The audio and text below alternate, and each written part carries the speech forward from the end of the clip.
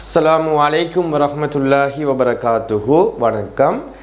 Right, நாம் இறுதி வகுப்பில் பின்னங்கள் 2 என்ற பாடத்தில் இருக்கக்கூடிய மீதி பகுதிகளை பற்றி பார்த்தோம். இன்று அதற்கு அடுத்த அழகான தசமங்கள் என்ற பாடத்தை பற்றி தான் பார்க்க இருக்கின்றோம். அந்த தசமங்கள் என்ற பாடத்தில் நீங்கள் ஆல்ரெடி கிரேட் 7 படிக்கப்பட்ட சில விடயங்கள் மீட்டட் பயிற்சியாக காணப்படுகின்றது. ஒரு பின்னத்தை எவ்வாறு தசம எண்ணுக்கு மாற்றுவது சம்பந்தமாக நாம் கிரேட் 7 படித்து விட்டோம். இன்று அந்த தரமட்டில் இருக்கக்கூடிய தசமங்கள் என்ற பாடத்தில் இருக்கக்கூடிய புதிய விடயத்தை பற்றி தான் பார்க்க இருக்கின்றோம்.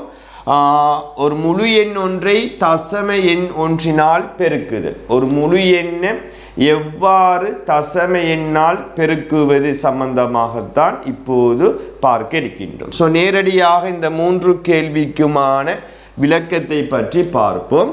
ஒரு தசம எண் தரப்படும் பொழுது பிள்ளைகள் அதை முழு பின்னமாக நீங்கள் முழு எண்ணாக மாற்றி பெருக்குவதை விட பின்னமாக மாற்றி பெருக்குவது இலகுவாக இருக்கும்.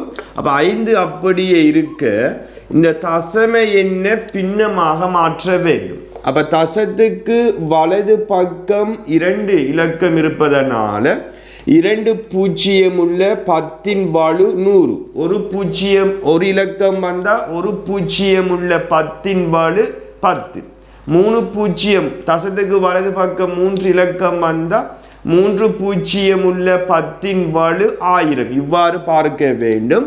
அப்போ தசத்துக்கு வலது பக்கம் 2 இலக்கம் என்றால் 2 பூஜ்ஜியம் உள்ள 10 வலு 100.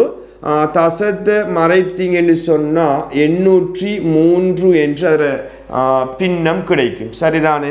எப்பொழுதும் ஒரு முழு எண்ணுக்கு கீழே 1 இருக்கும். இதை சுருக்கக்கூடாது, நேருக்கு நேர் பெருக்க வேண்டும். அப்போ 1 100ஆல் பெருக்கினா 100 என்று வரும். 5 803ஆல் பெருக்க வேண்டும். அப்போ 5 3 15, 1 மிச்சம்.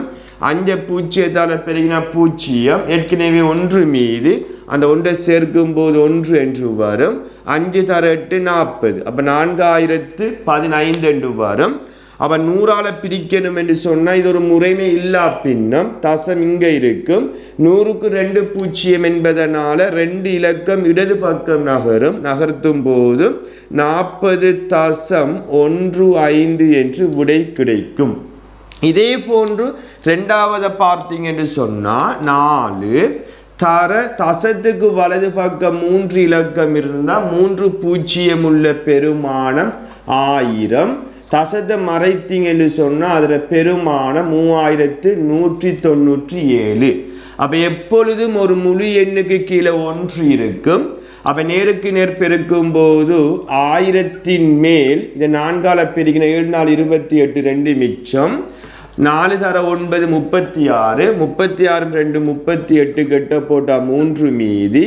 1 4 4 4 3 மேலு 4 தர 3 12. அப்போ இது ஒரு முறைமை இல்லா பின்னம். அப்போ முறைமை இல்லா பின்னம் என்று சொன்னால் ஒரு முழு எண்ணுக்கு பக்கத்தில் 1ஆம் இடத்து இலக்கத்துக்கு பக்கத்தில் தான் தசம் இருக்கும். 1000க்கு 3 பூஜ்ஜியம். ஸோ 3 இலக்கம் இடது பக்கம் நகர்த்தும் போது 12.788 என்று அந்த விடை கிடைக்கும். 12.788 என்று வாசிக்க கூடாது, தனித்தனி இலக்கமாக வாசிக்க வேண்டும். அப்போ 12.788 என்று கிடைக்கும். இதே போன்றுதான் மூன்றாவது 15 அப்படியே வரும். தசத்துக்கு வலது பக்கம் தான் பார்க்கணும் 2 இலக்கம். ஸோ 2 பூஜ்ஜியம் உள்ள 10 வலு 100. தசத்தை மறைத்தா 191. எப்பொழுதும் ஒரு முழு எண்ணுக்கு கீழே 1 இருக்கும். 1 100ஆல் பெருக்கினா 100. இப்போ 191 15ஆல் பெருக்குவோம். 5 45 5 போட்டால் 4 மிச்சம். 1 5 5 4 9, 1 9 1. இதை கூட்டினீங்கன்னு சொன்னால் 2865 என்று விடை கிடைக்கும். ஸோ இது ஒரு முறைமை இல்லா பின்னம். தசம் இங்கே இருக்கும். அப்போ 100க்கு 2 பூஜ்ஜியம் என்பதனால 2 இலக்கம் இடது பக்கம் நகர்த்தும் போதும் 28.65 என்று கிடைக்கும். அப்போ இவ்வாறு தான் ஒரு முழு எண்ணை தசம எண் ஒன்றினால் பெருக்கக்கூடிய மெதட்டாக இருக்கும். அடுத்த சில உதாரணத்தை பற்றி பார்ப்போம். இப்போ இரண்டாவது உதாரணத்தை பாருங்கடா. 678 தர 4 பெருமானத்தை பெற்று அதிலிருந்து கேட்கப்பட்ட அந்த 3 கேள்விக்கும் விடைகளை கண்டுபிடிக்கணும். இப்போ என்ன விளக்கம் என்று சொன்னால், ஃபர்ஸ்ட்டுக்கு 678 4ஆல் பெருக்கும் போது என்ன பெருமானம், என்ன விடை வரும்ங்கிறத ஃபர்ஸ்ட்டுக்கு கண்டுபிடிக்கிட்டான். ஸோ 4 தர 8 32, 3 மிச்சம். 4 தர 7 28, 3 31, 3 மீதி. 4 தர 6 24, 3 27, 2712 வருது. இந்த விடையில இருந்துதான் கேட்கப்பட்ட ஒவ்வொரு கேள்விக்கும் விடையை பெற்றுக்கொள்ள வேண்டும். முதலாவதை பார்த்து கொண்டீங்கன்னா 4 தர 67.8. இப்போ 4 பாருங்க, அதே 4ஆக வருது. இந்த 678 தான் 67.8. அப்போ ஒரு தசமதானம் இடது பக்கம் நகருதா இல்லையா? அப்போ ஒரு தசமதானம் இடது பக்கம் நகர்ந்தா வார விடையில இருந்தும் ஒரு தசமதானம் இடது பக்கம் நகர்த்த வேண்டும். அப்போ ஒரு முழு எண்ணுக்கு தசம் இங்க இருக்கும். அப்ப 4 என்ற முழு எண்ணில மாற்றம் இல்லை. 678 தான் 67.8ஆக மாறுது என்று சொன்னா ஒரு தசமதானம் இடது பக்கம் நகருது. ஸோ வார விடையிலிருந்து ஒரு தசமதானம் இடது பக்கத்தை நகர்த்தும் போது 271.2 என்று வரும். அப்ப முந்தி செய்த மாதிரி இதை பின்னமாக மாற்றி பெருக்கிறல்ல. இப்ப விடையை வைத்து பெற்ற விடையிலிருந்து அதில் இருந்து என்ற வசனம் வரும்போது மேலுக்கு பெற்ற விடையில இருந்துதான் ஒவ்வொரு கேள்விக்கும் உரிய விடைகளை நேரடியாக கண்டுபிடிக்க வேண்டும். இதே போன்றுதான் இரண்டாவதை பார்த்தீங்க என்று சொன்னா 4 தர 6.8 அப்படி என்று சொன்னா இப்ப பாருங்க 4 என்ற முழு எண்ணில மாற்றம் இல்லை. 678 6.78 மாறுதுண்டா 2 தசமதானம் இடது பக்கம் நகருது. அப்ப 678 6.78 மாறுது என்று சொன்னா 2 தசமதானம் இடது பக்கம் நகர்த்தினா வார விடை இந்த 678 தர 4 பெருக்கி வார விடையில இருந்து தான் பார்க்கணும். ஸோ அங்கேயும் 2 தசமதானம் இடது பக்கம் நகர்த்தி குத்து வைக்கும் போது 27.12 என்று விடை கிடைக்கும். அப்ப இதே போன்று மூன்றாவதை பார்த்தீங்க என்று சொன்னா 4 தர 0.678 வந்தா முழு எண்ணில மாற்றம் இல்லை. 678 தான் 0.678 மாறுது என்று சொன்னா 3 தசமதானம் இடது பக்கம் நகருது. ஸோ வார விடையில இருந்து 3 தசமதானத்தை நகர்த்தும் போது 2.712 என்று விடை கிடைக்கும். அப்ப இவ்வாறு தான் இப்படியான கேள்விகள் கேட்கப்படும் போது இந்த பெற்ற விடையிலிருந்து கேட்கப்பட்ட தசம எண்கள் பெருக்கல் சம்பந்தமாக கேட்கப்பட்ட விடை அதுக்கான விடைகளை இந்த பெற்ற விடையிலிருந்து கண்டுபிடிக்க வேண்டும். இவ்வளவுதான் இந்த கேள்விக்கான விளக்கம். அடுத்த தலைப்பை பற்றி பார்ப்போம். இப்ப அடுத்த சிறிய தலைப்பை பாருங்க, இரு தசம எண்களின் பெருக்கம். அப்ப இதுக்கு முதல் ஒரு தசம எண்ணை முழு எண்ணால் எவ்வாறு பெருக்குவது என்பதை பற்றி பார்த்தோம். இப்போது 2 தசம எண்கள் வரும்போது அந்த தசம எண்ணை எவ்வாறு பெருக்குவது என்பதை பற்றி தான் பார்க்க இருக்கின்றோம். அவ ஏற்கனவே பார்த்தது போன்றுதான் தசம எண்ணை கண்டா அதை நீங்க பின்னமாக மாற்றிக்கொள்ளுங்க. ஃபர்ஸ்ட்டுக்கு பார்த்தீங்கன்னா 0.7. அப்ப தசத்துக்கு வலது பக்கம் ஒரு இலக்கம் என்றா அதை 10/7 தசத்தை மறைத்த 10/7 தர தசத்துக்கு வலது பக்கம் ஒரு இலக்கம் என்றா ஒரு 0 உள்ள பெருமானம் 10 தசத்தை மறைத்த 6 10/6 என்று வரும். இதை நேருக்கு நேர் பெருக்க வேண்டும், சுருக்கக்கூடாது, நேருக்கு நேர் பெருக்க வேண்டும். 10 10ஆல பெருக்கினா 100, 7 தர 6 42. ஸோ இது ஒரு முறைமை பின்னம். பகுதி எண்ணை விட தொகுதி எண் சிறியதாக இருக்கு. அப்ப முறைமை பின்னம் வந்தா பகுதி எண் 10 வலுவாக இருக்கு. ஸோ 0 தசம் என்று போட்டு 100க்கு 2 பூஜ்ஜியம் என்ற அந்த 2 இலக்கமும் மேலுக்கு இருக்கு, அதை பார்த்து எழுத வேண்டும். அப்ப 0.42 இதுதான் ஆன்சர்.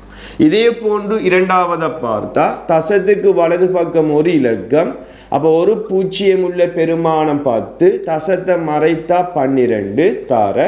தசத்துக்கு வலது பக்கம் ஒரு இலக்கம், அப்போ ஒரு பூஜ்ஜியம் உள்ள பெருமானம் 10, தசத்தை மறைத்தா 8, பூஜ்ஜியம் முன்னுக்கு வந்தால் போட வேண்டிய அவசியம் இல்லை. அப்போ நேருக்கு நேர் பெருக்கும் போது 12 8 96, 10 10ஆல் பெருக்கினா 100 என்று வரும். அப்போ இதுவும் ஒரு முறைமை பின்னம். ஸோ 0 தசம் என்று போட்டு 100க்கு 2 பூஜ்ஜியம்ங்கிறதால அந்த 2 இலக்கமும் காணப்படுகின்றது. அப்போ 0.96 என்று விடை கிடைக்கும். அப்போ இதே போன்றுதான் இந்த மூன்றாவதும் தசத்துக்கு வலது பக்கம் 2 இலக்கம் என்றால் 2 பூஜ்ஜியம் உள்ள பெருமானம் 100, தசத்தை மறைத்தா 131 தர. தசத்துக்கு வலது பக்கம் 2 இலக்கம் இருக்கு, அப்ப 2 பூஜ்ஜியம் உள்ள பெருமானம் 100, தசத்தை மறைத்தீங்கன்னு சொன்னா 91 வரும். 100 100ஆல பெருக்கினா 10,000 10,000. 131 91ஆல் பெருக்கணும். 1 3 1 ஓர் 9 9 9 3 27 2 மிச்சம். ஓர் 9 9 2 11 கூட்டினீங்கன்னு சொன்னா 1 1 11,921 என்று வரும். இப்போ பாருங்க 11,921 மேலுக்கு இருக்கு, கீழுக்கு 10,000. ஸோ பகுதி எண்ணை விட தொகுதி எண் பெரிதாக இருக்கு. அப்போ இது முறைமை இல்லா பின்னம். அப்போ 0 தசம் என்று எழுத முடியாது. முறைமை இல்லா பின்னம் வந்தால் முழு எண்ணுக்கு பக்கத்தில், அதாவது 1ஆம் இடத்து இலக்கத்துக்கு பக்கத்தில் தான் தசம் இருக்கும். 10,000க்கு 4 பூஜ்ஜியம் என்பதனால 4 இலக்கம் இடது பக்கம் நகர்த்தும் போதும் 1.1921 என்று விடை கிடைக்கும். தெளிவாக விளங்கணும். முறைமை பின்னம் என்று வந்தால் தான் 0 தசம், முறைமை இல்லா பின்னம் என்று வந்தால் 0 தசம் என்று எழுத முடியாது. அப்போ ஒரு முழு எண்ணுக்கு 1ஆம் இடத்து இலக்கத்துக்கு பக்கத்தில் தான் தசம் இருக்கும். ஸோ 10,000க்கு 4 பூஜ்ஜியம் என்பதனால 4 இலக்கம் இடது பக்கம் நகர்த்த வேண்டும். நகர்த்தும் போது 1.1921 என்று கிடைக்கும். இதே போன்று 4வது கேள்வியை பார்த்தீங்க என்று சொன்னால் 4 சக 0.3 தர 0.2 இருக்கு. அப்போ 4 சாக இதை பின்னமாக மாற்றும் போது 10ல் 3 தர, இதை பின்னமாக மாற்றினீங்கன்னா 10ல் 2, அப்போ 4 அப்படியே இருக்கு. நேருக்கு நேர் பெருக்கும் போது 100ல் 3 6 என்று வரும். அப்போ 4 சாக இது ஒரு முறைமை பின்னம். ஸோ 0 தசம் என்று போட்டு 100க்கு 2 பூஜ்ஜியம்ங்கிறதால அந்த 2 இலக்கம் தசத்துக்கு வலது பக்கம் வரணும். இந்த ஒரே ஒரு இலக்கம் இருப்பதனால ஒரு பூஜ்ஜியத்தை சேர்த்து தான் எழுத வேண்டும் என்று கிரேட் 7ல் படிச்சிருப்போம். அப்போ 0.06.